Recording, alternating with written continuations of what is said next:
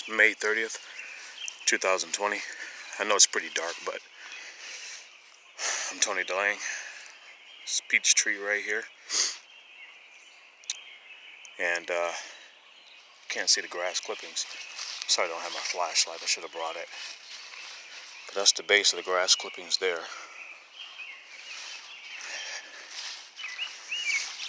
I have them on this one as well.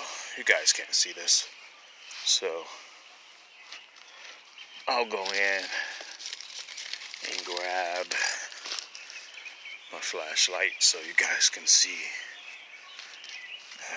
Early. It's about, what time is it? 4:33 in the morning. Here I am in Michigan, grabbing grass clippings before I go to work. Look at this guy.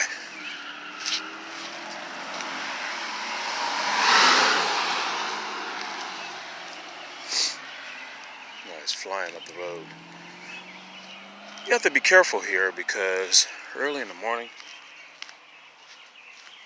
a lot of times, shootings and things like that happen. People walking around. So you have to be really careful.